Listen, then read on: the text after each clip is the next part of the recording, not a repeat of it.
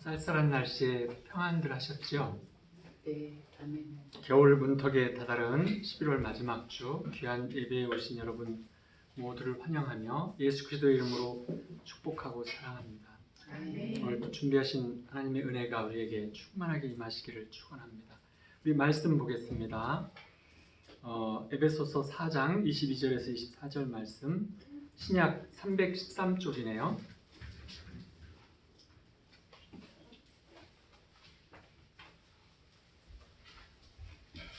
에베소서 4장 22절에서 24절 말씀 같이 보겠습니다. 다 같이 시작. 너희는 유혹의 욕심을 따라 썩어져가는 구습을 따르는 옛사람을 벗어버리고 오직 너희의 심령이 새롭게 되어 하나님을 따라 의와 진리의 거룩함으로 지으심을 받은 새 사람을 입으라. 아멘. 새 사람을 우리는 신앙생활을 하면서 기도하고 또 성경을 읽고 또 찬양하고 감사하고 또 우리가 함께 모이고 이런 신앙생활들을 하지요. 우리가 이제 기도를 하나님과 대화하는 이 기도를 늘 하는데 이제 그 성경을 또 읽는 것도 필요하고 묵상하는 것도 필요하고 또 임재도 필요하고 그래요. 성경을 읽고 또는 이제 배우는 것은 말씀을 마음에 기록하는 방법의 하나이죠. 또 성경을 읽고 묵상하는 것은 하나님 음성을 듣는 방법의 하나예요. 아침에 임재 시간을 갖는 것, 이것은 하나님의 음성을 듣고 하나님과 대화하는 방법이고요. 하나님은 그 밖에도 우리와 함께 꿈을 통해서, 환상을 통해서, 환경을 통해서, 설교를 통해서, 상담과 대화를 통해서 또 어떤 누구에게도 통해서든지 어떤 상황을 통해서든지 하나님의 뜻을 우리 각자 개인에게 전해주시려고 하세요. 그걸 기뻐하시는 분이시죠. 근데 이제 기록된 하나님 말씀과 내게 주시는 어떤 계시의 말씀, 이걸 분리해서 하나는 로고스라고 하고 하나는 레마라고 해요. 로고스는 이제 하나님의 말씀, 영원한 진리에 기록된 말씀, 지식적으로 이렇게 성경에 기록된 말씀이라는 뜻이죠. 레마라는 것은 깨달은 주님의 말씀, 내게 주신 계시의 말씀이라는 뜻이고요. 그러니까 성경을 보면 66권의 저자들이 각각 성령의 감동이 되어져 가지고 하나님 말씀을 듣고 즉 레마의 말씀을 통해서 기록을 했어요. 그리고 이제 그것이 모아져서 신구약 성경책 66권이 된 거죠. 우리가 성경을 읽을 때는 기록된 진리의 말씀이라고 해서 로고스를 읽는 거예요. 그리고 성경을 읽다가 내게 계시의 말씀으로 주시는 것이 있으면 바로 이제 레마의 말씀이 되는 거죠. 레마가 되는 거예요. 이거를 이제 구별해야지, 원래는 같은 뜻이지만 구별해야지 이게 우리가 소통이 되죠. 해석도 되고. 종교 개혁을 한 마틴 루터가 교수 시절을 가지고 지냈었는데 그때 이제 선행과 구원의 관계에 대해서 연구를 했어요. 왜 그러냐면 당시 로마 가톨릭 시대에 중세 후기에서 선행을 많이 하면 구원을 받아서 천국에 간다 이렇게 말하면서 성당 짓는 이제 자금이 모자라자 헌금 모금 방법으로 천국행 티켓을 팔았어요. 그래서 이렇게 헌금을 많이 하면 천국을 가는데 이제 이만큼 하면 당신만 가고 이만큼 하면 이제 부부가 가고 이만큼 하면 가족이 이런 식으로. 그래서 이제 그때 이 루터는 거기에 이제 말하자면 시험이 들었어요. 그래가지고 이게 과연 성경적인가, 이게 진리인가, 이거를 이제 연구했던 거예요. 교수였으니까. 그래서 이제 그걸 구별하는 핵심으로 하나님의 의가 무엇인가, 이제 하나님의 의에 대해서 연구를 하기 시작했어요. 그러다가 로마서 1장 17절 복음에는 하나님의 의가 나타나서 믿음으로 믿음에 이르게 하나니 기록된 바 오직 의인은 믿음으로 말미암아 살리라 함과 같은데 이 말씀을 읽고 레마의 말씀으로 깨달았어. 그래서 이제 믿음이 하나님께서 믿는 자를 의롭다 여겨주신다. 그 믿음으로 모든 것을 돌파하고 살 수 있다. 이런 걸 깨달은 거예요. 그래서 선행을 아무리 많이 해도 구원 가는 것이 아니다. 이걸 이제 주장을 한 거죠. 그것이 종교개혁의 모티브가 된 거예요. 그리고 감리교 창시자 존 웨슬리는 이제 신앙이 아직 확실치 않았는데 성령이 임했으면서도 뭔가를 완벽하게 깨닫지 못하고 있었는데 어떤 모임에서 마틴 루터가 쓴 로마서 강해, 마틴 루터는 몇 가지 강해서를 썼는데 로마서 강해가 유명했어요. 그래서 그 서문을 어떤 사람이 읽는 것을 듣다가 예수 그리스도를 구세주로 믿는 믿음이 하나님께서 의롭다고 하시는구나. 그거를 이제 문자로 표현해서 한자로 이신칭의라고 해요. 이신, 믿음으로써 칭의, 의롭다함을 이제 칭해 주신다. 이런 레마의 말씀으로 깨닫고 나서 이제 그 감리교를 말하자면 창시한. 그래서 이 로마서가 많은 그 하나님의 의에 대한 해석을 정확하게 해주시고 그를 통해서 믿음으로 모든 것은 믿음으로라는 것에 대한 이제 중심이 되어 주셨죠. 근데 이제 이 성경을 말씀을 통해 묵상할 때 다윗은 성령께 이렇게 요청을 했어요. 시편 119편에서 보면 내 눈을 열어서 주의 율법에서 놀라운 것을 보게 하소서. 나에게 주의 법도의 길을 깨닫게 하여 주소서. 주 앞에 머물 때 주님을 묵상할 때 하나님께 요청을 해야 돼. 주의 말씀을 저로 하여금 깨닫게 해주세요. 제 눈을 열어서 보게 해주세요. 이렇게 이사야는 성경을 대할 때 성령께서 내 귀를 깨우쳐 알아듣게 해달라고 구했어요. 이사야 50장 4절에 보면 주 여호와께서 학자들의 혀를 내게 주사 나를 곤고한 자로 말로 어떻게 도와줄 줄을 알게 하시고 아침마다 깨우치시되 나의 귀를 깨우치사 학자들같이 알아듣게 하시도다. 그러니까 이제 학자들의 혀 말하는 능력을 달라고 했는데 귀로 들을 때 혀가 열리기 때문에 들을 줄 모르면 말할 줄 모르기 때문에 나에게 듣는 귀를 학자들같이 알아듣게 해주세요. 이렇게 기도했던 거죠. 하나님 뜻에 따라 말하고 하나님 뜻을 전하기를 원했던 이사야는 하나님 나라의 삶을 살려면 음성을 들을 줄 알아야 한다라고 말했던 거예요. 음성을 들으면 우리의 사고체계가 바뀌어요. 사고체계가 바뀌면 삶도 바뀌고 말도 바뀌어요.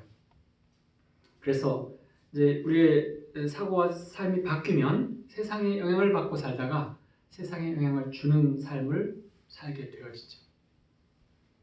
그래서 야고보서 1장 21절에 보면 그러므로 모든 더러운 것과 넘치는 악을 내버리고 너희 영혼을 능히 구원할 바 마음에 심겨진 말씀을 온유함으로 받으라. 예를 들어서 꽃씨를 봉투에다 이렇게 넣어가지고 가지고만 있으면 뭐 그냥 그대로 있는 거죠. 좀 봄에 이 꽃씨를 땅에 심으면 생명을 내서 아름다운 꽃들을 피워요. 우리도 마찬가지로 로고스 있는 하나님 말씀을 나를 구원한 레마의 말씀으로 경험을 하면 그 말씀을 하려면 말씀을 우리 마음에 심어야 해요. 우리 마음밭에 말씀의 씨앗을 심어야 열매, 말씀의 열매가 열리는 거죠. 그래서 우리는 이제 농부예요. 마음의 농부. 그래서 정원사라고도 볼 수 있어요. 마음의 정원사. 이 정원사는 부지런히 잡초가 나지 않도록 살펴야 하고 화초가 잘 자라서 아름다운 꽃을 피울 수 있도록 돌봐줘야 되죠. 정원을 가꾸는 사람이 며칠만 정원을 안 가꾸면 잡초가 갑자기 무성해져요. 마음밭에 말씀을 심는다는 게 무엇을 의미하냐면 우리가 말씀을 묵상할 때 그 말씀이 마음에 심겨지는 거예요. 말씀을 묵상하면서 그러면서 암기하게 되면 우리 마음에 심겨져요. 마음에 심지 않은 말씀들은 근데 왜 말씀을 마음에 심어야 할까요? 잠언 4장 20절에서 24절에 보면 내 아들아 내 말에 주의하며 내가 말하는 것에 내 귀를 기울이라 그것을 내 눈에서 떠나지 않게 하며 네 마음속을 지키라. 그것을 얻는 자에게 생명이 되며 그의 온 육체의 건강이 됨이라. 모든 지킬 만한 것 중에 더욱 내 마음을 지키라. 생명의 근원이 이에서 남이니라. 우리 마음은 생명의 근원이기도 하고 죽음의 근원이기도 해요. 하나님은 마음을 굉장히 우리의 마음을 중요시 여겨줘요. 생명의 근원인 줄을 아시기 때문이죠. 그렇게 지어놓으셨어요. 우리 마음을 가꾸는 정원사가 되는 것이 왜 중요할까요? 우리 마음에 무엇이 심겨 있는지가 중요하기 때문에. 우리의 마음속 깊은 곳을 보시는 주님은 우리 마음에 무엇이 심겨져 있는가 이걸 보세요. 그래서 우리 마음의 깊은 속마음에 무엇이 심겼는가 이것이 삶 전체에 영향을 주고 그 마음의 상태에 따라서 우리의 삶들이 결정되어져요. 예를 들면 컴퓨터에 나는 하나님을 사랑하고 싶어요 라고 쳐서 입력을 했어요. 그래가지고 저장이 돼 있겠죠. 출력하면 뭐라고 나올까요? 나는 하나님을 사랑하고 싶어요 이렇게 나오겠죠. 근데 나는 원하는 것은 나는 하나님을 많이 사랑해요 이걸 원해요. 그래서 다시 또 출력을 하면 뭐가 나올까요? 나는 많이 하나님을 사랑하고 싶어요 이게 나오죠. 비슷한 말이라서 잘 헷갈리세요 혹시? 근데 이제 다른 거예요. 사랑하고 싶어요 하고 많이 사랑해요는 완전히 다르죠. 나는 하나님 많이 사랑해요. 이걸 얻으려면 어떻게 해야 돼요? 다 아시죠? 왜 그렇게 나와요? 입력을 그렇게 했기 때문이죠. 그럼 어떻게 해야 되죠? 그걸 고치려면 일단 저장된 내가 원하지 않는 메시지를 지워야죠. 그리고 새로운 메시지, 나는 하나님을 많이 사랑해요 라는 메시지를 입력하고 그리고 출력하면 나는 하나님을 많이 사랑해요가 나와요. 입력은 뭐냐면 우리 생각이죠. 저장은 마음이고 그리고 거기에 따르는 삶의 행동들은 출력인 거예요. 우리가 무엇을 생각하든지 그대로 마음에 저장이 되고 저장된 대로 출력, 우리의 삶이 되는 것이죠. 하나님이 이것을 잘 알고 계세요. 그래서 늘 우리에게 뭐라고 하냐면 그럼 가장 중요한 게 뭐냐? 저장이냐 출력이냐 그게 아니고 입력이 가장 중요한 거죠. 입력한 것에 따라서 결정되는 거니까. 그래서 성경에서는 우리의 생각을 새롭게 하라는 말씀을 자꾸 하시는 거예요. 우리가 그럼 뭐라 하는 거예요? 우리가 컴퓨터라는 거예요. 무엇을 생각하고 무엇을 분별하고 무엇을 심느냐에 따라서 우리의 삶의 행동, 하나님의 나라의 용사가 되냐 안 되냐를 결정하는 거죠. 마음에 생각을 심으면 행동을 거둬요.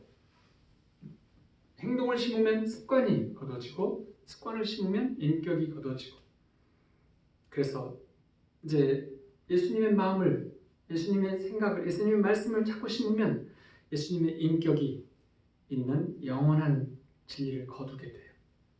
한마디로 우리 마음에 어떤 생각을 심느냐에 따라서 우리의 행동, 우리의 습관, 인격 이것이 다 형성되고 변하고 나타나는 거죠. 그래서 생명의 근원인 이 마음에서 나온다는 것이 정말로 중요한 거예요.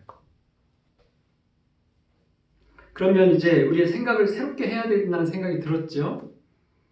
하나님께서 생각의 중요성을 로마서, 에베소서, 골로새서 곳곳에서 빌립보서 다 말씀을 하셨어요.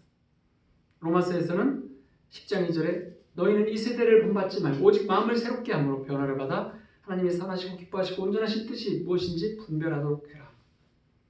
어떻게 변화를 받는다고요? 새로운 생각을 마음에 입력해서 새롭게 마음을 함으로써 변화를 받아라. 에베소서 4장 우리가 봉독한 말씀은 썩어져가는 구조를 따라 옛사람을 벗어버리고 오직 너희의 심령이 새롭게 되어 벗어야 할 것은 유혹을 따라 썩어져가는 옛사람이고 그 많은 옛 습관들 모든 것들을 다 버리고 벗어버리고 마음을 새롭게 해요. 우리 심령이라고 하는 것은 이제 우리 영혼과 속마음, 마음의 깊은 곳을 포함하는 말이에요. 심령. 근데 이제 이것을 심령을 새롭게 해라 하는 거예요. 마음에다 심고 또 심으면 결국 그 속마음까지 우리 영혼까지 말씀이 심겨져요.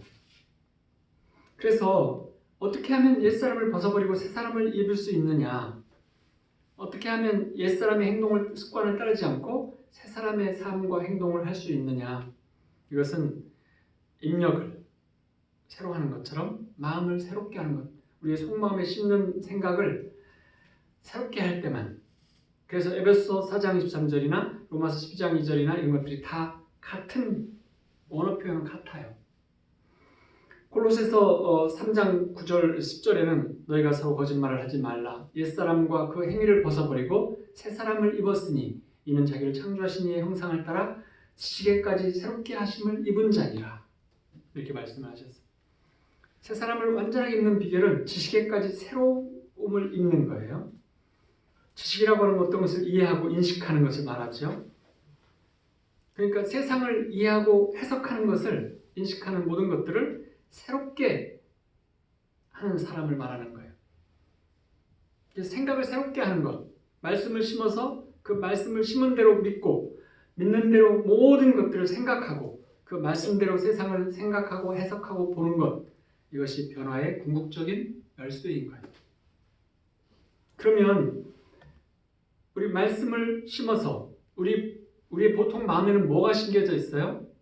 우리들 마음에는 어려서부터 부모님한테 들은 말씀들이 들어있어요. 말 잘 들어야 착한 사람 되는 거고, 공부 잘해야 훌륭한 사람 되는 거고, 이런 말씀을 듣고 살잖아요. 그것은 진리의 말씀이 아니에요. 꼭 진리의 말씀 같지만 진리의 말씀이 아니에요. 하나님께서 부모님 말씀을 잘 들으면 착해지고 선하고 예수님처럼 되는 거고, 그리고 공부를 잘하면 성공하고 훌륭한 사람이 된다고 하나님이 말씀하시는 데가 있어요? 그렇게 말씀하시지 않으세요. 그것은 우리가 들어온 우리 뇌에 쇠뇌된 그런 것이지 그건 진리가 아닌 거예요. 왜냐하면 서울대학교에서 자살자가 제일 많아요. 공부를 제일 잘하는 사람들이 모여있는 곳에서 우울증과 자살자가 제일 많아요. 그러면 훌륭하게 된 거예요? 그러면 우리의 마음속에 뭘 심겨져 있냐? 세상에서 말하는 진리, 세상에서 말하는 어떤 원칙, 세상에서 말하는 성공하는 방식들이 들어있어요. 그렇죠? 그 마음과 생각에다가 하나님 말씀도 같이 겸해서 넣으면 뭐가 될까요? 죽이 되겠죠. 진리가 아닌 거예요. 진리가 두 가지가 되는 거죠. 세상적인 관습과 말씀도 진리가 되고 성경 말씀도 진리가 되고 우리 마음판에 두 가지의 진리가 있으면 그거는 나는 하나님을 사랑하고 싶은 사람이 되는 거예요. 출력은 절대로 하나님을 사랑합니다가 되지 않아요. 상황에 따라서 때에 따라서 왔다리 갔다리 하는 거죠. 그리고 이제 왔다리 갔다리 하는 사람을 하나님께서 용사로 쓰기는 참 어려워요.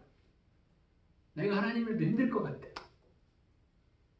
그래서 우리가 알아왔고 진리라고 생각해왔던 어떤 마음판에 있는 어떤 기준들, 생각의 진리, 습관, 사고, 체계 이런 것들을 다 버려야 돼요.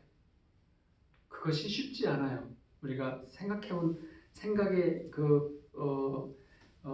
지식 체계, 사고 체계가 세상적으로 짜여져 있는 것이 들어와 있으면 이걸 바꾸기가 쉽지 않아요. 그걸 바꿔주시는 분이 하나님이세요.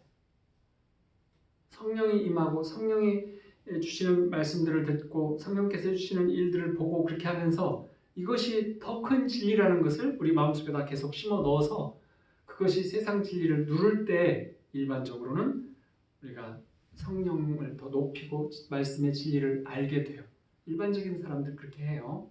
하지만 그것을 우리가 이해하고 있다면 하나님의 레마의 말씀으로 기록한 이 많은 성경의 내용들이 그것을 우리 마음에다 쭉 심어 놓으면 오직 유일한 진리가 되어져 가지고 언제든지 성령님께서 말씀하기가 훨씬 쉬워져요.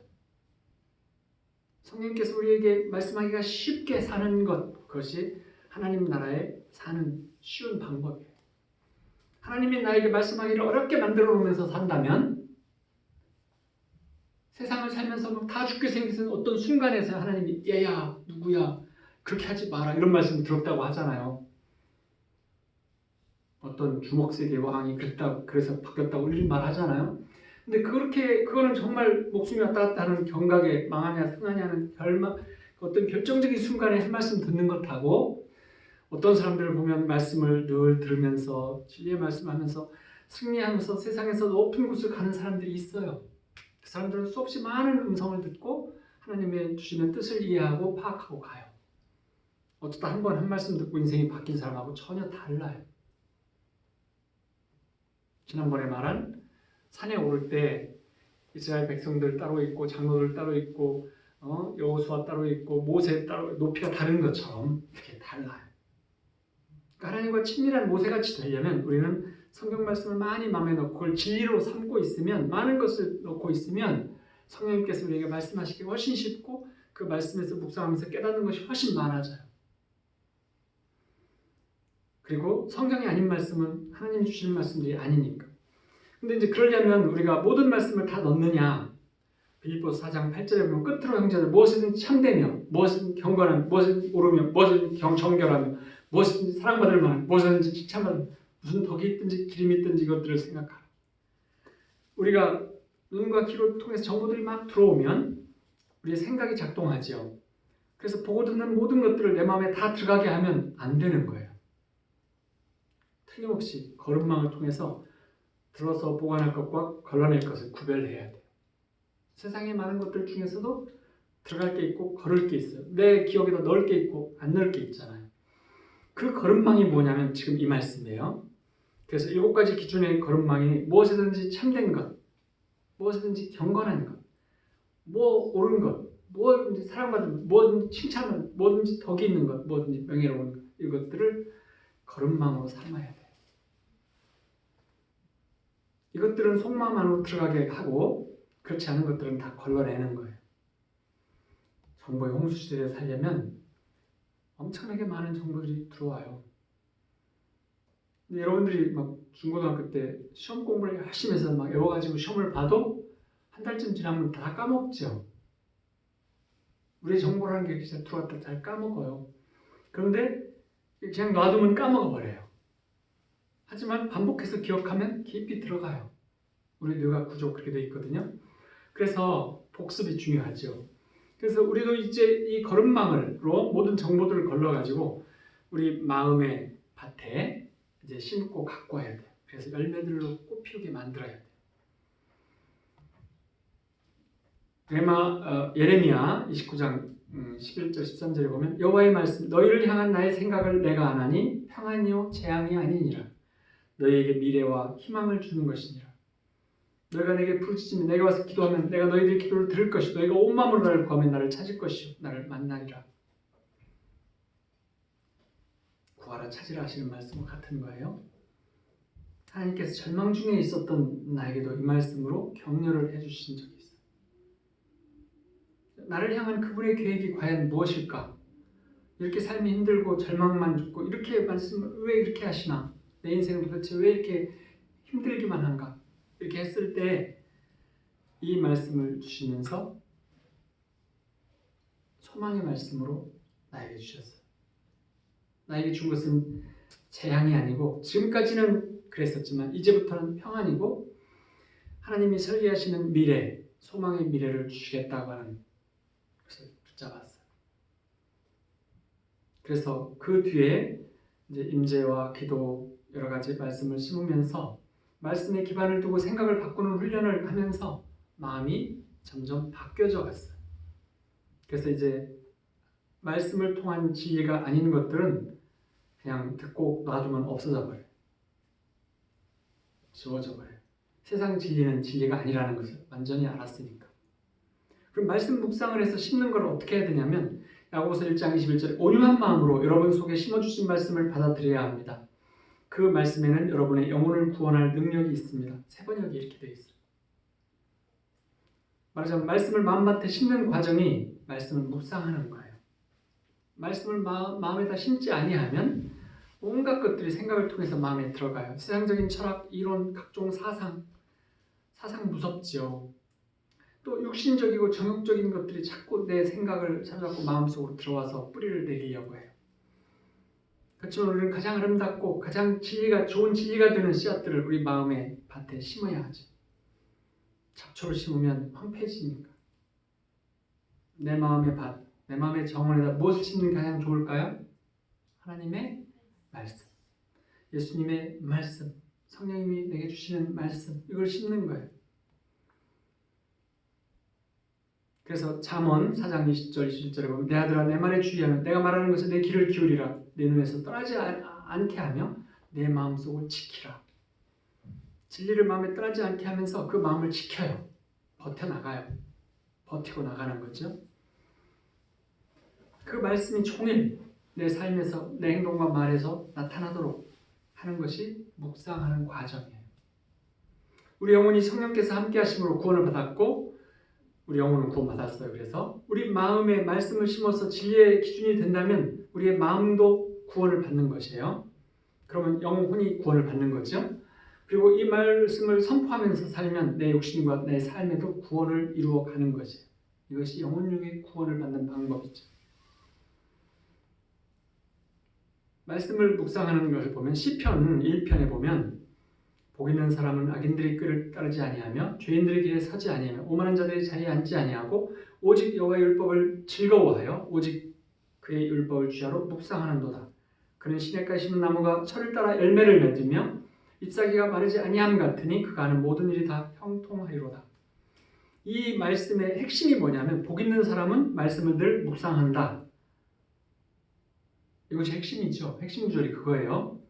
복 있는 사람은 악인의 꾀를 쫓아 죄의 길에 서지 악한 자리에 앉지 이게 중심이 아니고 핵심은 율법을 즐거워하며 말씀을 즐거워하면서 그 말씀을 주야로 묵상하는 이 사람이 복 있는 사람이다. 이것이 핵심 구절인 거예요. 그러시죠?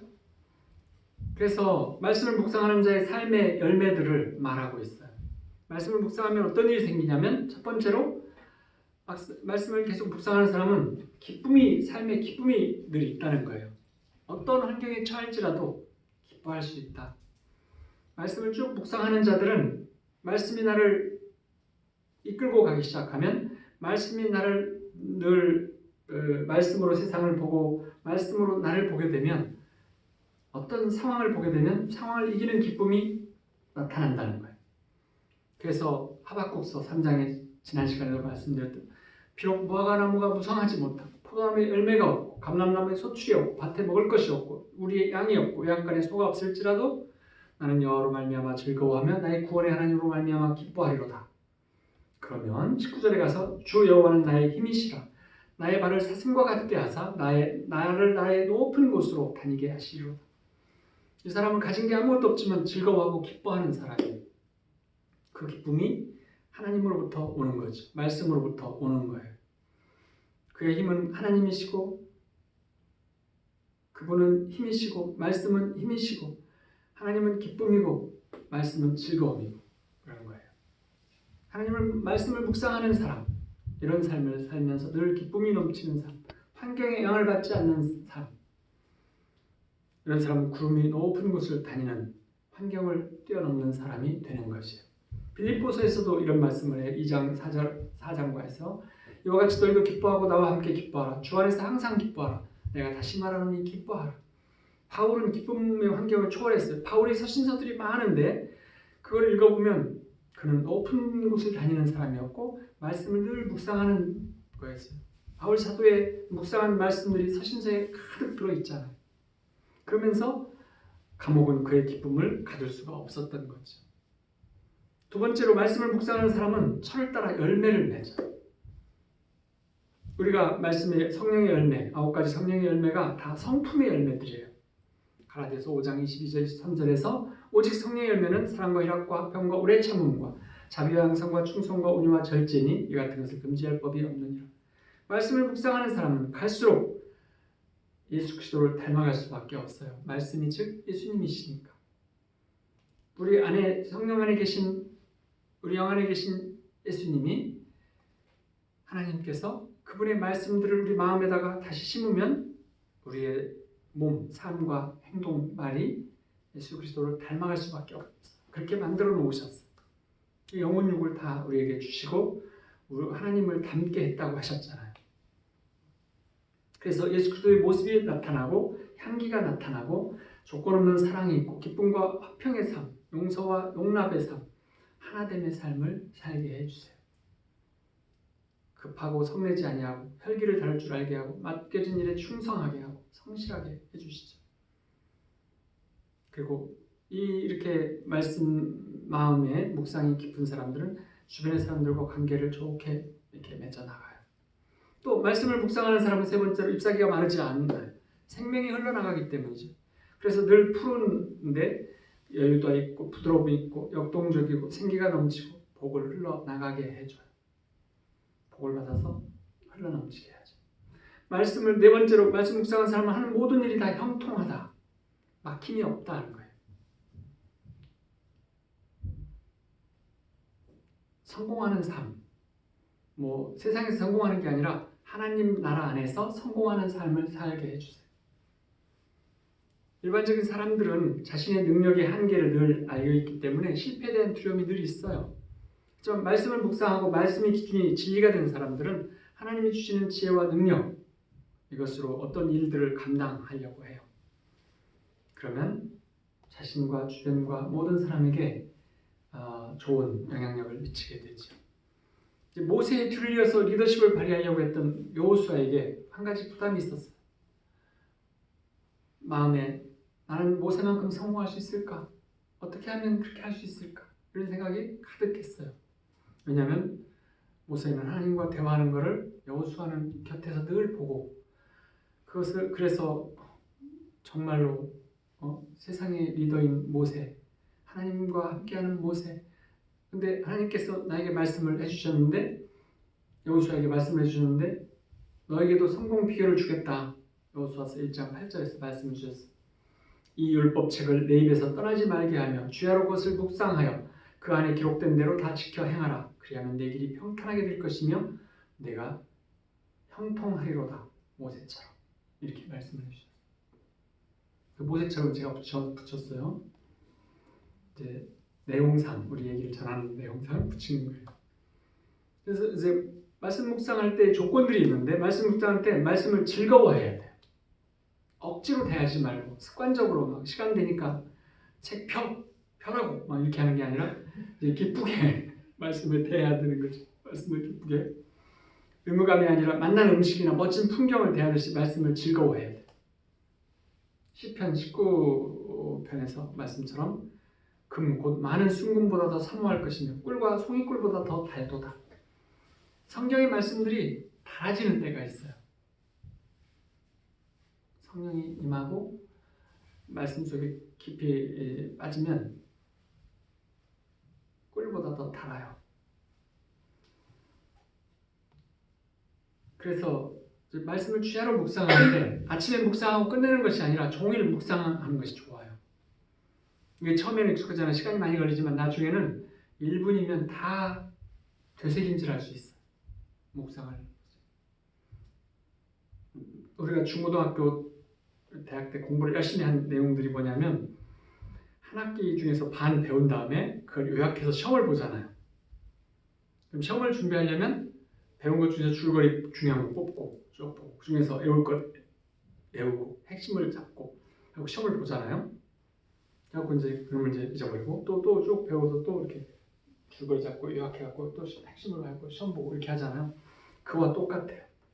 우리는 그래서 요약이라든지 줄거리를 잡는 것이 굉장히 익숙해져 있어요. 우리 한국인들이 제일 그런 공부를 많이 했기 때문에 말씀을 묵상하는 데 있어서는 아주 세계에서 최고 좋은 조건을 가지고 있어요. 끝내주는 조건을 우리가 갖고 있어요. 그래서 말씀을 묵상하고 핵심을 찾아서 되새김질하는 거, 소처럼 양처럼 되새김질하는 거, 이거 너무 쉽게 잘할 수 있어요. 그래서 그 말씀들을 계속 묵상하는 거예요. 묵상하는 게 어렵지 않아요. 그렇게 묵상을 어느 정도 하고 나면 그냥 많은 것이 아니라 질문이 필요해요. 하나님에게 질문해요. 성령님, 이 기록된 말씀을 통해 제게 말씀을 해주세요. 주님, 이 말씀을 통해 제게 무엇을 말씀하시기를 원하시죠? 그래서 마음에 느껴지는 것들을 노트에 적어요. 주께서 말씀하신 것, 은혜 받은 것을 노트에 적고 그리고 또 질문을 드려요. 성령님, 이 말씀에 대해 제가 어떻게 하기를 원하십니까? 구체적으로 말씀해 주시면 어떤 게 있습니까? 그래서 우리 마음에서 떠오르는 것들이, 성령 안에서 떠오르게 해주는 것들을 또 적어요. 그러면서 그것을 실천하면서 사는 거예요. 묵상을 노트에 적는 습관 굉장히 중요해요. 그리고 그런 묵상을 노트에 적으면 이제 세상 사람들한테 그걸 말하지 말고 가족이나 믿는 사람들한테 그 적은 것들을 나눠요. 나눠야만 진정한 내 것이 돼요. 성경의 법칙이에요. 나누면 내 것이 돼요. 오병이어처럼 나누면 내 것이 돼요. 그 말씀에 대해서 구체적으로 이렇게 할 것이다 라고 말하는 습관, 이건 중요해요. 우리는 이런 습관을 가지고 있지 않아요. 말씀이 되겠어, 나는 이렇게 하고 살 거야 라고 말하지 않아요. 여러분들이 만약에 오늘 나는 이렇게 하고 살 거야 라고 말하세요? 이런 일을 할 거야. 돈이 생겼어요. 나 이 돈을 이렇게 쓸 거야 이렇게 말하세요? 아니면 나는 꿈이 이건데 이래서 이렇게 살 거야. 친한 사람 아니고는 잘 안 나누잖아요. 말하지 않죠? 뭔가 내 계획을 말하다가 안 되면 이렇게 되잖아요. 그러니까 이제 안 하려고 하죠. 난 이렇게 할 거야 이런 말 안 하잖아요. 근데 믿는 자들은 그 말씀을 해야 돼요. 그래서 하나님 성령님께서 듣고 나도 그걸 결심하고 마귀도 들어야 돼요. 내 말을 듣는 사람도 듣고 그렇게 해서 그것이 선포되어져야 돼요. 그리고 저녁에는 그 말씀으로 나를 또 살펴봐요. 오늘 묵상한 말씀이 내 삶에 어떤 영향을 미쳤는가. 적어가면서까지 하면 더 좋지만 저녁에 마침 시간에 한번 생각을 해보세요. 그래서 내 삶에 어떤 간증이 있었는가 그렇게 하고 기도하고 하루를 마무리하고 하나님 성령 안에서 거해하고 잠들어가면 되세요. 이런 말씀 묵상의 삶이 하나님의 음성을 듣는데 좋은 삶이에요. 가장 좋은 길이에요. 말씀 묵상을 많이 하면 할수록 하나님의 음성을 더 자주 많이 듣는 삶을 살게 돼요. 기록된 로고스의 말씀을 넘어서서 개인적으로 말씀하시는 레마의 말씀에 귀를 기울이며 사는 삶, 이것이 하나님의 자녀들이 사는 삶이에요. 그래서 종교적인 생활과 성령과 함께하는 하나님 나라의 삶은 완전히 달라요. 그래서 우리 미라클 교우님들 모두 말씀을 읽고 말씀을 묵상하는 습관을 통해서 또 인지의 습관을 통해서 믿음의 용사가 되어지고 주님의 동역자가 되어주시기를 주님의 이름으로 축원합니다. 우리 함께 선포하겠습니다. 나는 가장 높으신 하나님의 자녀입니다. 나는 가장 높으신 하나님의 자녀입니다. 마귀와 아무 상관이 없어졌습니다. 마귀와 상관이 없어졌습니다. 예수님께서 나를 구속하셨습니다. 예수님께서 나를 구속하셨습니다. 성령님께서 나에게 힘과 능력을 주십니다. 성령님께서 나에게 힘과 능력을 주십니다. 하나님 말씀이 나를 인도하십니다. 하나님 말씀이 나를 인도하십니다. 하나님 나라 안에서 천국을 누립니다. 하나님 나라 안에서 천국을 누립니다. 우리는 가장 높으신 하나님의 자녀들입니다. 우리는 가장 높으신 하나님의 자녀들입니다. 우리 함께 기도하겠습니다.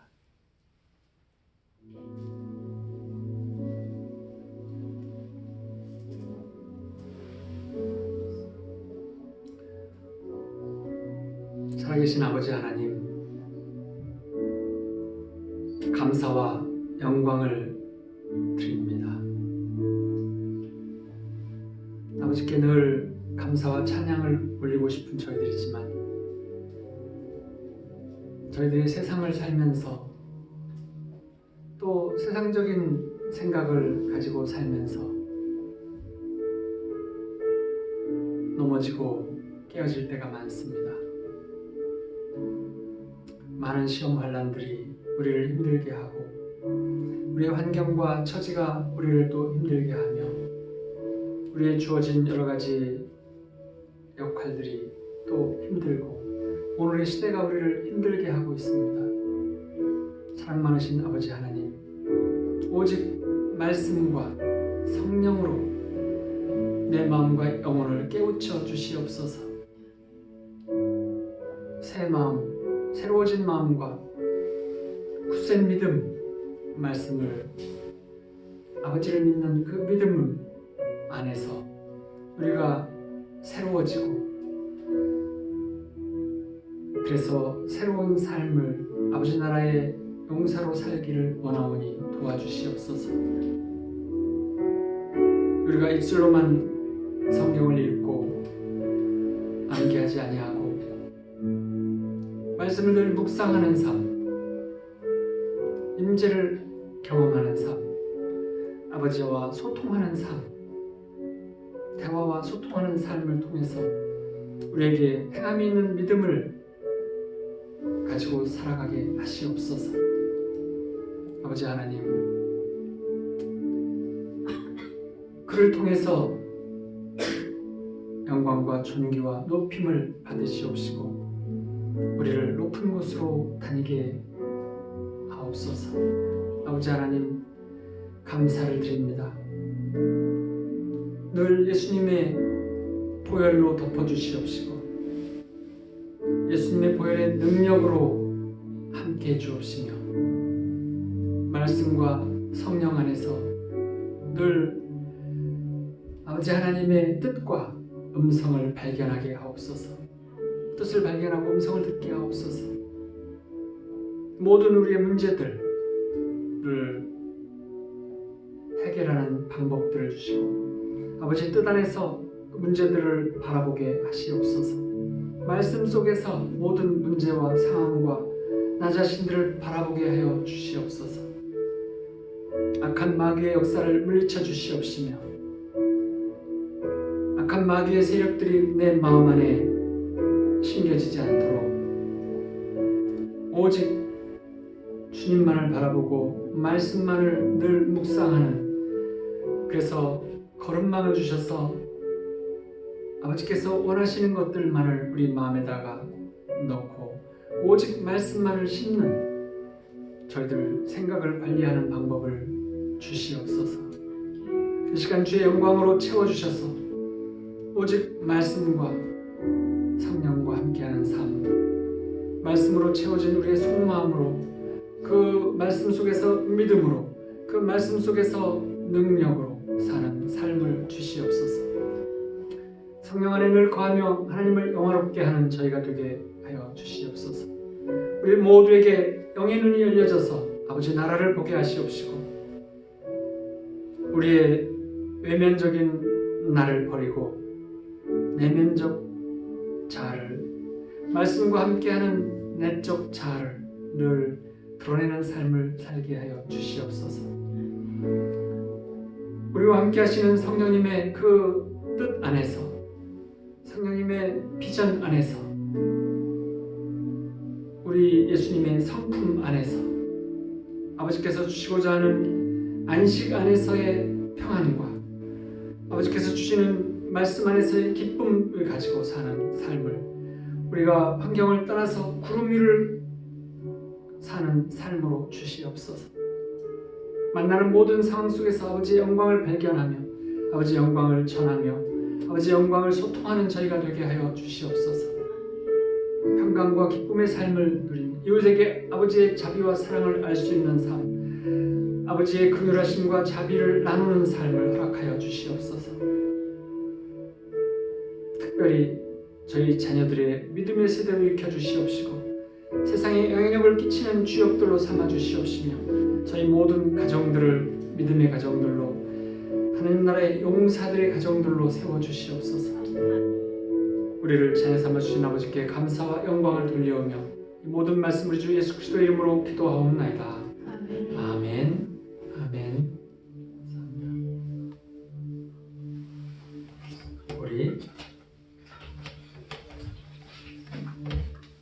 우리 이제 또